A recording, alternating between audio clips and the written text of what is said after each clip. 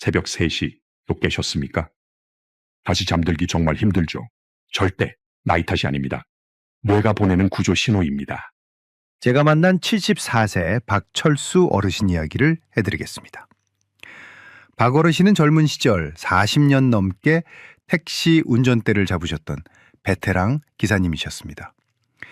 손님이 없는 틈을 타 차 안에서 쪽잠을 자는 게 평생의 습관이 된 분이셨습니다.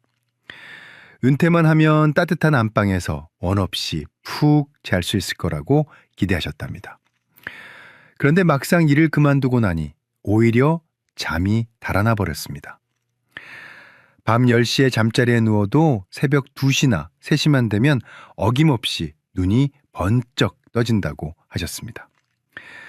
다시 잠을 청해보려고 뒤척이다가 결국에는 에이, 날 샜다 하고 부엌으로 나가십니다. 냉장고에서 소주 한 병을 꺼내 반병 정도 들이키고 나서야 겨우 취기에 몽롱하게 잠이 드신다고 했습니다. 박 어르신은 저에게 이렇게 말씀하셨습니다. 선생님, 늙으면 원래 잠이 없어지는 거 아닙니까? 새벽잠 없는 게 노인네들 특징이라던데 그냥 그러려니 하고 삽니다. 술 한 잔 마시면 그나마 잠이 오니까 그걸로 버티는 거죠. 여러분 혹시 박철수 어르신처럼 생각하고 계시지는 않습니까? 나이 들면 잠이 줄어드는 게 당연하다는 생각 말입니다. 결론부터 말씀드리면 이것은 반은 맞고 반은 틀린 아주 위험한 착각입니다. 우리 몸에는 멜라토닌이라는 수면 호르몬이 나옵니다. 쉽게 말해 잠을 오게 만드는 연료입니다. 그런데 안타깝게도 이 연료는 나이가 들수록 급격히 줄어듭니다. 연구에 따르면 20대 때 콸콸 쏟아지던 멜라토닌이 60세가 넘어가면 3분의 1 수준으로 뚝 떨어집니다. 심지어 50대 이후부터는 10년마다 10%에서 15%씩 계속 감소합니다. 그러니 밤이 되어도 뇌는 잘 준비를 하지 못합니다. 연료가 부족한 자동차가 가다가 서다를 반복하듯이 우리 수면도 뚝뚝 끊기게 됩니다. 새벽에 자꾸 깨는 것은 여러분의 의지가 약해서가 아니라 몸속의 수면 연료가 바닥났기 때문입니다. 그런데 여기서 정말 무서운 것은 잠을 못 자는 고통 그 자체가 아닙니다. 바로 잠이 끊어진 그 틈을 타서 우리 뇌 속에 무시무시한 쓰레기가 쌓인다는 사실입니다. 여러분, 우리가 낮 동안 열심히 생각하고 움직이면 뇌에서는 노폐물이 나옵니다. 마치 자동차가 달리면 매연이 나오는 것과 똑같습니다. 이 노폐물 중에는 베타 아밀로이드라는 아주 독한 물질이 있습니다. 이것이 뇌세포 사이에 끈적끈적하게 달라붙으면 뇌세포를 파괴합니다. 이것이 바로 치매의 시작입니다. 건강한 뇌는 밤에 잠을 자는 동안 이 독성 쓰레기를 깨끗하게 씻어냅니다. 하지만 박철수 어르신처럼 새벽에 자꾸 깨거나 깊은 잠을 못 주무시는 분들은 이 청소 작업이 중단됩니다. 쓰레기가 치워지지 않고 뇌 속에 차곡차곡 쌓이는 겁니다. 박 어르신이 잠이 안 온다고 드셨던 그 소주 한 잔이 당장은 잠을 부르는 것 같지만 실제로는 뇌를 마취시켜 기절시키는 것에 불과합니다. 뇌가 청소를 하러 나올 틈도 주지 않고 강제로 문을 닫아버리는 것과 같습니다. 결국 박 어르신은 치매라는 무서운 불청객에게 대문을 활짝 열어주고 계셨던 겁니다. 하지만 너무 걱정하지 마십시오. 오늘 제가 알려드릴 방법은 아주 간단합니다. 줄어든 멜라토닌을 다시 채우고 뇌 속의 청소부들을 깨워서 뇌를 20대처럼 깨끗하게 씻어내는 비결이 있습니다. 박철수 어르신도 이 방법을 실천하시고 3주 만에 소주병을 치우셨습니다. 아침에 일어나면 머리가 맑고 개운해서 살 것 같다고 하십니다. 돈 한 푼 들지 않고 집에서 바로 따라할 수 있는 기적 같은 수면 비법을 지금부터 하나씩 풀어드리겠습니다.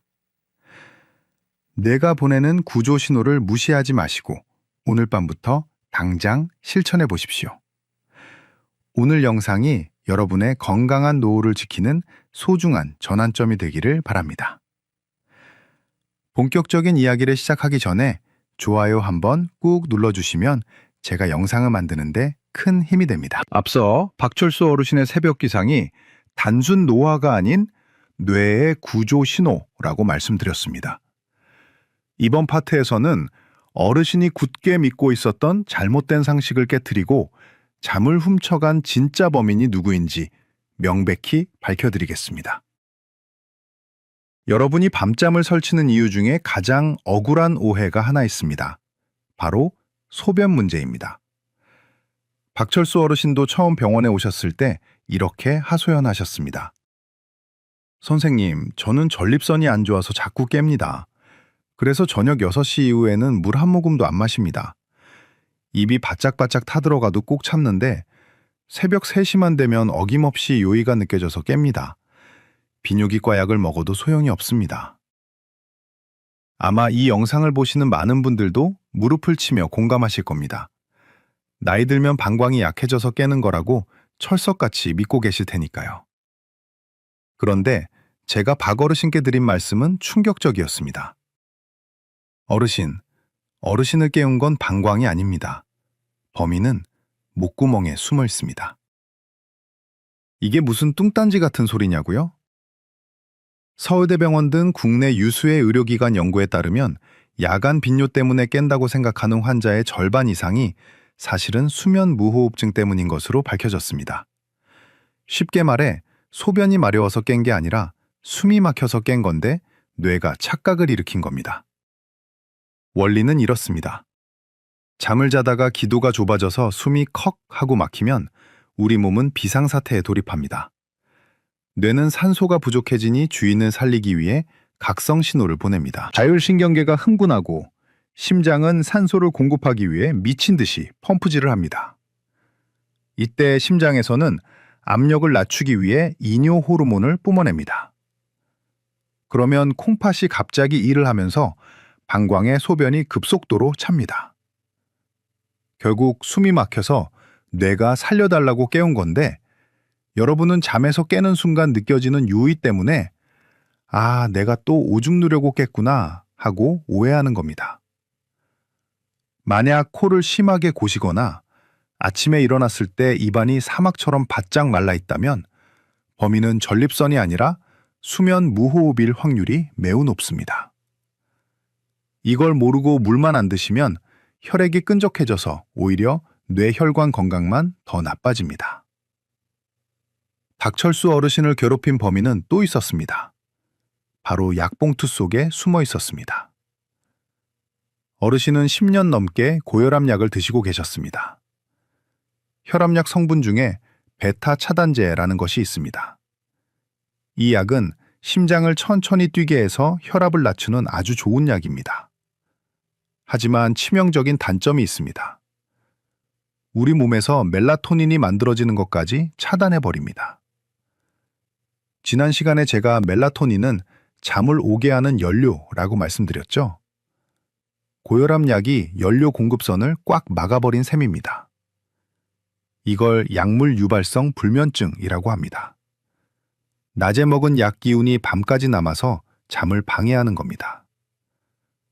박 어르신은 혈압을 잡으려다가 잠을 놓치고 계셨던 겁니다. 혹시 여러분도 혈압약을 드시고 계신다면 처방전을 한번 확인해 보시거나 주치의 선생님과 상의해 보실 필요가 있습니다.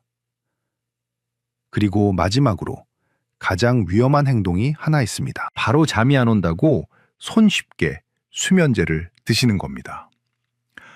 박 어르신도 동네 의원에서 처방받은 수면제를 한 달 정도 드셨다고 합니다. 약을 먹으면 10분 만에 기절하듯 잠드니까 처음에는 천국이 따로 없다고 생각하셨답니다. 그런데 아침에 일어나면 머리가 깨질 듯이 아프고 점심때까지 멍한 상태가 이어졌습니다. 왜 그럴까요? 수면제는 우리 뇌를 자연스럽게 잠재우는 게 아닙니다. 야구방망이로 머리를 쳐서 기절시키는 것과 똑같습니다. 뇌의 스위치를 강제로 내리는 겁니다. 이렇게 잠들면 뇌파가 깊은 수면 단계로 내려가지 못합니다. 겉으로 보기에는 자는 것 같지만 뇌는 밤새도록 얕은 잠에서 허우적거립니다. 피로가 전혀 풀리지 않는 가짜 잠입니다. 더 무서운 건 낙상사고입니다. 수면제 성분은 근육을 흐물흐물하게 만듭니다. 새벽에 화장실 가려고 비몽사몽 일어나다가 다리에 힘이 풀려 넘어지는 경우가 너무나 많습니다. 노년의 고관절 골절은 암보다 무섭다는 말 들어보셨죠? 잠 좀 자보려다가 평생 걷지 못하게 될 수도 있습니다. 박철수 어르신은 진짜 범인이 자신의 목구멍과 매일 먹던 혈압약, 그리고 수면제였다는 사실을 알고 깜짝 놀라셨습니다. 엉뚱한 곳에서 답을 찾고 계셨던 겁니다. 원인을 알았으니 이제 해결책을 찾을 차례입니다. 다음 파트에서는 제가 앞서 말씀드린 뇌 속의 쓰레기 기억나십니까? 우리가 잠든 사이에 뇌 속에서 어떤 놀라운 청소 작업이 벌어지는지, 그리고 그 청소부를 깨우려면 어떻게 해야 하는지 그 비밀을 낱낱이 공개하겠습니다. 우리 뇌가 보내는 경이로운 회복 시스템 이야기를 들으시면 오늘 밤 잠을 대하는 태도가 완전히 달라지실 겁니다. 오늘 내용이 충격적이셨다면 댓글에 느낌표 하나만 딱 찍어주십시오. 여러분의 작은 반응이 제가 더 좋은 정보를 준비하는데 큰 힘이 됩니다. 앞서 박철수 어르신의 밤잠을 망친 범인들을 잡아냈습니다. 그렇다면 왜 그토록 우리가 깊은 잠을 자야만 하는지 그 놀라운 이유를 설명해 드릴 차례입니다. 이 파트는 오늘 강연의 핵심이자 하이라이트입니다. 우리 뇌 속에서 벌어지는 신비한 청소 작업을 이해하시면 다시는 잠을 소홀히 하실 수 없을 겁니다. 여러분 상상해 보십시오. 우리 뇌는 거대한 도시와 같습니다. 마치 복잡한 서울 시내 한복판처럼 말입니다. 낮 동안 우리가 생각하고 말하고 고민하는 동안 이 뇌 도시는 쉴 새 없이 돌아갑니다. 수만 대의 차가 뿜어내는 매연처럼 뇌세포들이 활동하면서 엄청난 양의 쓰레기를 만들어냅니다. 이 쓰레기 중에는 베타 아밀로이드라는 아주 지독한 독성 물질이 있습니다. 이게 뇌에 계속 쌓이면 뇌세포를 죽이고 결국 치매를 일으킵니다. 그런데 문제는 낮에는 이 쓰레기를 치울 수가 없다는 겁니다. 차가 쌩쌩 달리는 도로 한복판에 환경미화원들이 들어갈 수 없는 것과 똑같습니다. 그렇다면 이 쓰레기는 언제 치울까요? 바로 여러분이 깊은 잠에 빠진 그 시간입니다. 2012년 과학자들은 뇌에서 글림프 시스템이라는 놀라운 배수관을 발견했습니다. 쉽게 말해 뇌 전용 하수구입니다. 이 시스템의 작동 원리는 정말 기가 막힙니다. 우리가 깊은 잠, 즉 렘수면이 아닌 서파수면 단계에 들어가면 뇌 속에 기적 같은 일이 벌어집니다. 꽉 들어차 있던 뇌세포들이 일제히 몸집을 줄입니다. 무려 60%나 수축합니다. 건물들이 뒤로 물러나면서 좁았던 골목길이 뻥 뚫리는 것과 같습니다. 그 넓어진 틈으로 뇌 척수액이라는 맑은 물이 고압 세척기처럼 콸칵 쏟아져 들어옵니다. 이 물살이 낮 동안 구석구석 쌓여있던 베타 아밀로이드 독소와 찌꺼기들을 시원하게 쓸어내려 뇌 밖으로 배출시킵니다. 이것이 바로 밤의 청소부들이 하는 일입니다. 박철수 어르신이 겪었던 문제의 핵심이 바로 여기에 있었습니다. 어르신은 잠을 안 잔 게 아닙니다. 쪽잠을 자거나 술 기운에 기절하듯 잤습니다. 이건 뇌 도시 입장에서 보면 통행금지가 제대로 내려지지 않은 겁니다. 차가 완전히 멈추지 않았으니 청소차가 도로에 진입을 못한 겁니다. 술을 마시고 자면 코를 골며 자는 것 같지만 뇌는 깨어있는 상태와 비슷합니다. 수면제도 마찬가지입니다. 뇌를 강제로 마비시킬 뿐 자연스러운 깊은 잠의 파동을 만들지 못합니다. 결국 박 어르신의 뇌 도시는 매일 밤 쓰레기가 치워지지 않은 채 아침을 맞이했던 겁니다. 그 썩은 쓰레기 더미 속에서 기억력이 떨어지고 머리가 멍해지는 건 너무나 당연한 결과였습니다. 많은 분들이 잠을 줄여서라도 시간을 아껴야 한다고 생각하십니다. 아닙니다. 잠은 시간을 버리는 게 아니라 뇌를 새 곳으로 갈아 끼우는 유일한 시간입니다. 하수구가 막힌 집에서 살 수 없듯이 청소가 안 된 뇌로는 건강하게 살 수 없습니다. 박 어르신은 이 설명을 듣고 얼굴이 하얗게 질리셨습니다. 내 머릿속이 쓰레기 매립지가 되고 있었다니 정말 몰랐습니다. 라며 후회하셨습니다. 하지만 늦지 않았다고 말씀드렸습니다. 지금부터라도 청소부들이 일할 수 있게 길만 터주면 됩니다. 그렇다면 어떻게 해야 뇌도시의 통행을 막고 청소부들을 불러낼 수 있을까요? 약도 필요 없고 큰 돈도 들지 않습니다. 우리 몸에 있는 스위치를 딱 3번만 눌러주면 됩니다. 다음 파트에서는 박철수 어르신이 3주 동안 매일 실천해서 뇌를 대청소하고 20년 만에 개운한 아침을 맞이하게 만든 구체적인 실천법 3가지를 공개하겠습니다. 오늘 밤 당장 따라하실 수 있는 아주 쉬운 방법들입니다. 이 중요한 정보를 놓치지 않으시려면 구독 버튼 한번 눌러주시고 다음 이야기로 함께 가시죠. 여러분의 뇌를 지키는 가장 확실한 방법이 기다리고 있습니다. 이제 이론은 충분합니다. 박철수 어르신이 뇌도시의 쓰레기를 치우기 위해 실천했던 3가지 비법을 공개합니다. 돈 한 푼 안 들고 침대에 누워서 바로 할 수 있는 방법들입니다. 오늘 밤 여러분의 뇌를 대청소할 준비가 되셨다면 두 눈 크게 뜨고 집중해 주십시오. 박철수 어르신은 제가 알려드린 이 3가지를 매일 밤 의식처럼 행하셨습니다. 첫 번째 비법은 뇌의 브레이크 페달을 밟는 겁니다. 여러분, 운전하다가 차를 멈추려면 어떻게 합니까? 브레이크를 밟아야죠. 우리 몸에도 흥분한 뇌를 즉시 멈추게 하는 브레이크 버튼이 있습니다. 바로 귀 뒤에 있는 풍지열입니다. 지금 저를 따라해 보십시오. 손을 귀 뒤로 가져가서 귀볼 바로 뒤에 튀어나온 뼈를 찾아보세요. 그 뼈 바로 아래에 약간 오목하게 들어간 곳이 만져지실 겁니다. 거기가 바로 풍지열입니다. 이곳을 엄지손가락으로 꾹 눌러보십시오. 약간 뻐근하면서도 시원한 느낌이 드신다면 제대로 찾으신 겁니다. 자기 전에 침대에 누워서 이 풍지열을 10초 동안 지그시 눌러주십시오. 이걸 5번만 반복하세요. 이 자리를 누르면 우리 몸의 이완을 담당하는 미주신경이 자극됩니다. 마치 달리는 자동차의 시동을 끄는 것처럼 쿵쾅거리는 심장이 차분해지고 곤두선 신경이 순식간에 느슨해집니다.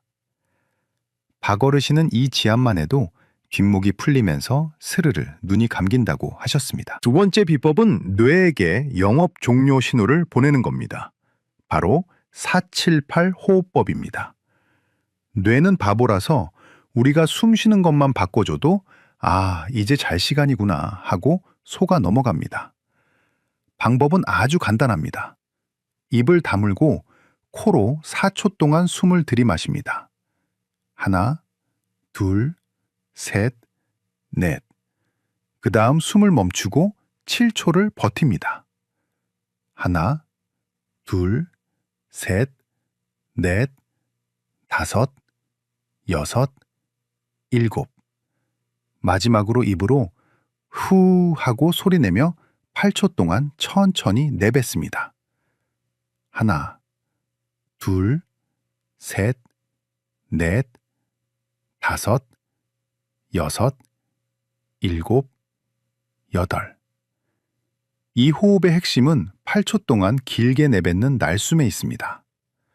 숨을 길게 내쉬면 우리 몸의 부교감 신경이 켜집니다. 부교감 신경은 몸을 나른하게 만들고 소화를 돕고 잠을 부르는 신경입니다. 4초 마시고 7초 참고 8초 내뱉기. 이것을 딱 4세트만 하십시오. 2분도 안 걸립니다. 박 어르신은 처음에 숨 참는 게 힘들다고 하셨지만 3일 정도 하시더니 이제는 이거 하다가 중간에 잠들어 버린다고 웃으셨습니다. 세 번째 비법은 사실 밤이 아니라 아침에 하는 겁니다.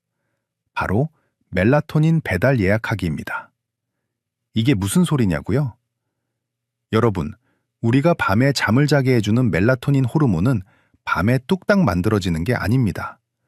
아침에 예약 주문을 넣어야 밤에 배달이 옵니다. 그 예약 주문서가 바로 아침 햇빛입니다. 아침에 눈을 뜨자마자 밖으로 나가서 15분만 햇빛을 쬐십시오. 빛이 눈으로 들어오면 뇌 속에 타이머가 작동합니다. 아, 지금 주인님이 기상했구나. 그럼 지금부터 15시간 뒤에 수면 호르몬을 분비해야지 하고 예약을 걸어둡니다. 아침 7시에 산책을 하면 밤 10시에 정확히 졸음이 쏟아지게 되어 있습니다. 박철수 어르신은 이걸 몰라서 그동안 아침에 커튼 치고 늦잠을 주무셨던 겁니다. 그러니 밤에 멜라토닌이 안 나와서 잠이 안 왔던 거죠. 이제 어르신은 아침 식사 전에 무조건 동네 한 바퀴를 도십니다. 비가 오는 날이라도 나가십니다. 구름을 뚫고 들어오는 빛만으로도 충분하니까요. 정리해 보겠습니다. 아침에는 15분 산책으로 수면 호르몬을 예약합니다. 밤에는 침대에 누워 풍지혈을 눌러 브레이크를 밟습니다. 그리고 478호흡으로 영업 종료를 선언합니다. 이 세 가지만 지키면 뇌도시는 완벽한 청소 모드로 들어갑니다. 약물도 필요 없고 돈도 안 듭니다. 오늘 밤부터 당장 하실 수 있습니다. 박철수 어르신은 이 루틴을 지키고 나서 인생이 바뀌셨습니다. 다음 마지막 파트에서는 이 3주간의 기적 같은 변화를 통해 어르신이 어떻게 달라지셨는지, 그리고 여러분이 가져가셔야 할 마지막 희망의 메시지를 전해드리겠습니다. 오늘 알려드린 이 세 가지 비법, 당장 오늘 밤부터 따라하실 분들은 댓글에 실천 2글자만 남겨주십시오. 여러분의 다짐을 제가 응원해드리겠습니다. 박철수 어르신과 함께한 여정을 마무리하며 어르신이 겪은 놀라운 변화와 여러분을 향한 마지막 당부의 말씀을 전해드립니다. 박철수 어르신이 제가 알려드린 세 가지 방법을 실천하신 지 딱 3주가 지났을 때였습니다. 진료실 문을 열고 들어오시는 어르신의 얼굴은 3주 전 그분이 맞나 싶을 정도로 달라져 있었습니다. 칙칙했던 안색이 맑아졌고 무엇보다 눈빛이 살아있었습니다.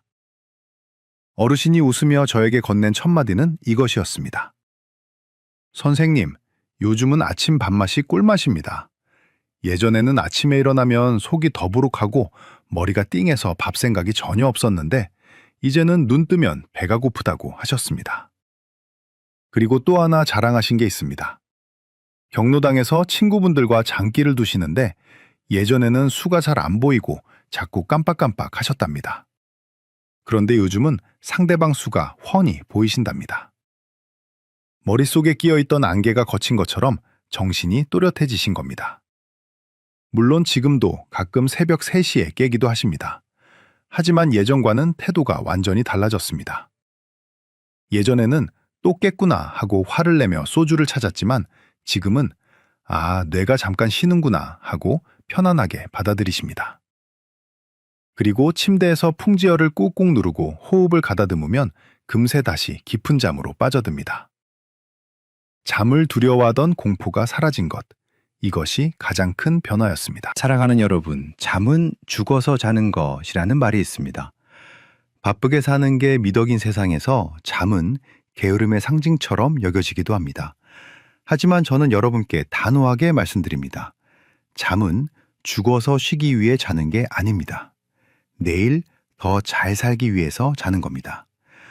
우리가 잠든 그 깜깜한 밤은 뇌가 문을 닫고 쉬는 시간이 아닙니다. 오히려 그 어느 때보다 치열하게 움직이며 내일을 위해 여러분의 뇌를 닫고 조이고 기름칠하는 성스러운 시간입니다. 이 시간을 소홀히 하면 우리 뇌는 쓰레기장이 되지만 이 시간을 지켜내면 여러분의 노년은 그 어느 때보다 명석하고 활기찰 것입니다. 오늘 밤 침대에 누우시면 제 얼굴을 떠올리십시오.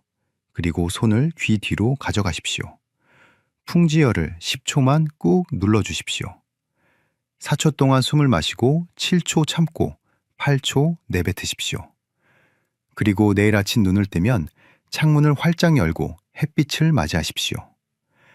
이 작은 습관들이 모여 치매라는 두려움으로부터 여러분을 지켜줄 가장 강력한 방패가 될 것입니다. 박철수 어르신이 해내셨듯이 여러분도 분명히 하실 수 있습니다. 늦었다고 생각하지 마십시오. 오늘 밤이 여러분의 뇌를 되살리는 첫 번째 밤입니다. 오늘 밤은 부디 깨지 않고 푹 주무시길 진심으로 기원합니다. 아침에 개운한 얼굴로 다시 뵙겠습니다. 감사합니다.